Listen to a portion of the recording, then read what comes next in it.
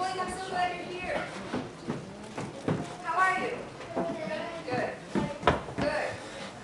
That means you must have been doing something. I'm glad to see you guys. Welcome back. So I want to talk to you today about loving one another, but especially about, he's tired too, about friends. Do you guys like friends? Do you have friends? I have friends. Did you have too many friends? No. What's it like if you have no friends? Are you ever like really happy to have no friends? Because we're kind of designed to love people. That's kind of the way we're made. Our hearts happier when we have people to love. Did you know that? So how do you make a friend? You're kind? You say hi? Right? You just kind of make one, right? You just have to say hi. You can make an imaginary friend, but that's a different subject.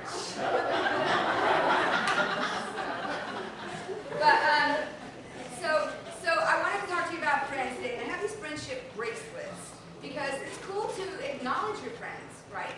To say, hey, you are my friend. Sometimes they don't even know they're your friend until you tell them. But I like friendship bracelets because I wanted to show you this one thing. See how the string is? And it's just one string, and it's a pretty string, isn't it? It's kind of cool, matches my basket. But it doesn't take much to break one string. But look, when I took these strings and I braided them together, 3 strings, then I found out I could not break those strings. You want to try that? So one string was easy to braid. But when you added more strings, it became impossible to break. And so I thought that was kind of like what the Bible says. The Bible says if one person, everybody needs a friend because if one person falls down, who's going to help them up? Your friend. It's good to have a friend because are we always strong? No, even the strongest people have days when they're just not strong. And are we always wise? Why are you looking at me? I'm just kidding. No, she says. You're right. We're not always wise, so we need a friend. Because 2 is stronger than 1, and 3 is even stronger. So make friends. We're meant to love each other. And these bracelets are like friendships because it takes a little while to make them. And so it takes a little effort, and it takes a little time to make a good friend. And there's maybe a mistake or 2 along the way, but guess what? You'll never know it, and it just makes you stronger and more beautiful because there are different kinds of strings that add together to make a strong friendship rope. Now each of these will make like 3 or 4 little bracelets, but if you would like another one, I have more. So everybody can have 2, one to keep and one to share with what? A friend. Make a friend. Be a friend. That's how you make a friend. You be a friend. If you see somebody that needs help, don't ask yourself if that person is your friend. Just be a friend to that person. Because nobody can have too many friends. All right, let's pray together. Let's pray together. Dear God, make us good friends to the people that we know and the people we haven't met yet. Make us good friends because by being good friends, we will have good friends, and you make us all stronger that way. We thank you for love and for sharing it. In Jesus' name we pray, amen. All right, now you guys can go to Sunday school, but remember, today is the day to make a new friend and to tell your old friends how much they need you. I would like for you to stand up, welcome someone to worship, and make a new friend. You shall love the Lord your God with all your heart, soul, strength, and mind, and your neighbor as yourself. I was thinking about this passage one Sunday morning when I asked a group of children if there is a commandment in the Bible, anywhere in the Bible, that tells us how we should treat our brothers and sisters. And one little boy said, ooh, thou shalt not kill. Well, there's that one. In fact, that's a really good one to keep in mind.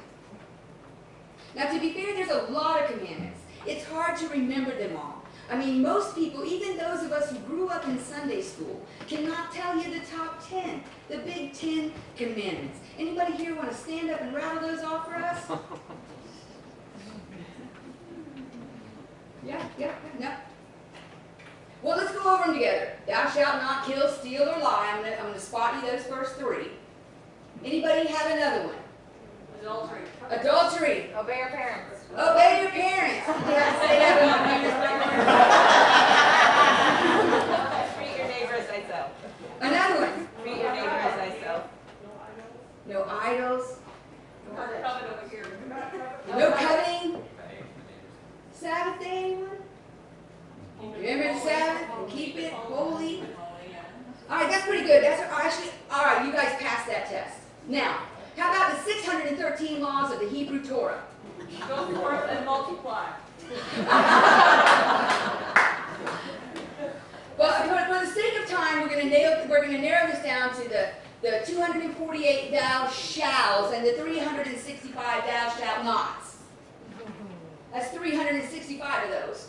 One for every day of the year. You might want to keep up with those. But how in the world are you going to remember all of that? But they were expected to know them and to keep them, every single one of them.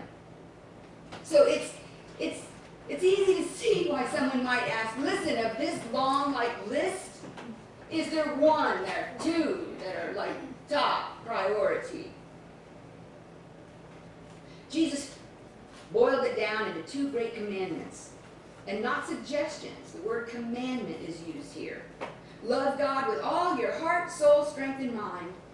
And the other one, love your neighbor as yourself. So like any great teacher, Jesus was just trying to make it easy for us, because this is going to be on the test.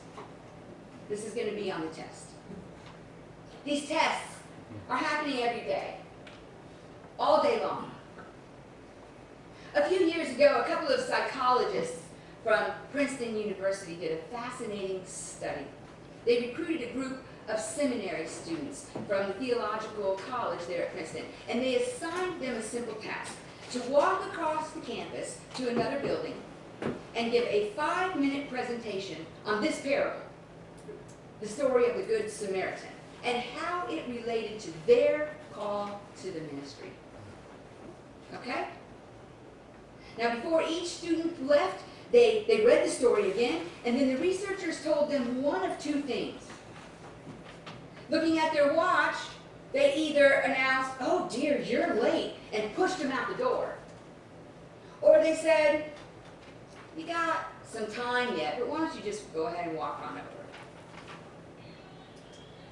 As they made their way to the next building to give their presentations, the seminarians passed an actor who had been hired to lay on a bench writhing in pain, moaning and groaning in agony as they walked by. How many of these people, training to be priests and pastors, with the parable of the Good Samaritan fresh in the front of their minds, how many do you suppose stopped to offer help to a stranger in pain? The ones who weren't in a hurry. Do you think that made a difference? You're exactly right. Of the students who were told they had plenty of time, this is sad enough, 63% of them stopped to try to help. Of the ones who had plenty of time, 37% kept walking. But the ones who thought they were running late, only 10% of them stopped to offer help. Only 1 in 10 pastors in training stopped to offer help to the man in pain. This experiment tells us something really important about good, well-meaning people, doesn't it? When otherwise good people are in a hurry, they can be incredibly self-absorbed and uncaring, right? When we're busy, we're less likely to love our neighbors as ourselves. But then we know that about ourselves, don't we? We know that about ourselves. How many times have you said, if I had more time or more money or more energy, I'd get involved? But I'm just going to have to let that pass right on by. I'm going to have to pass by that one. So how do you add love the neighbors to an already crowded to-do list when you don't get to the bottom of it at the end of the day as it is? That's a real problem, isn't it? It's a real problem, and it's something for us to think about. Because here in this day and age, when there's so much self-absorbed and so much apathy, it's easy to point the finger and talk about why other people aren't helping. But when we pick up the Bible, if we're not focused on what we need to do to change, then we're reading it wrong. And the fact of the matter is that good people whose hearts are in the right place, when they're in a hurry, they're not loving their neighbors as themselves. There's a lot of evil in the world. People can be mean and sick and angry and ignorant. But for most of us, for the vast majority of people, what keeps us from fulfilling this call to love our neighbors as ourselves is we have someplace else to be. Just like the priest and the Levite. We're on our way somewhere. We have somewhere else to be. There is a task, a to-do list in our mind, and this person isn't on it. Today's people of faith risk being so busy, so focused on our own business or even church business, that we rush right past our neighbors, though they aren't paid. I promise you that if I'm ever late for church on a Sunday morning, it's because I stopped somewhere between the house and here to help somebody in pain. Author John Ortberg said, "Love and hurry are fundamentally incompatible. Love always takes time, and time is the one thing hurried people don't have. Love always takes time. So don't throw that word around, because it's an act of work or courage. So when we say love one another, it's something we have to be willing to make the time to do. It is necessary. It is necessary to slow down and to look around, or you may lose sight of the very things that matter the most to you and to God. Because we all have important things to do. But nothing is more important than this. According to Jesus, nothing is more important than this, that we love God with our heart, soul, mind, and strength, and we love our neighbors as ourselves. Maybe you can remember a time in your life when you were doing just that, when you were in the zone, when you were focused only on giving yourself away, on loving God and loving someone else. Chances are you can think back to a time when you were singing or helping or pouring yourself into something, and you lost all concept of yourself and time and what it was costing you to give. And when we are operating like that, we are instruments in the hands of a loving God. And you may have been tired or sore or had less money afterwards, but it was a good tire. And whatever it cost you, it was worth it. And you would do it again. Because that kind of self-giving love, that's extremely rewarding. It lights up all of our reward centers. Because we're made to be helpers. We're made to love one another. We're fulfilling the call on our lives. And when that happens, it feels really, really good. Our world needs people who will set down their own list long enough to help a friend up who is hurting. Our world needs people who will look past our own selves long enough to see we have a friend in pain. And the world needs people who are willing to be friends to one another. People willing to love their neighbors as themselves. And church, if we're too busy to do that, then we're too busy. Amen?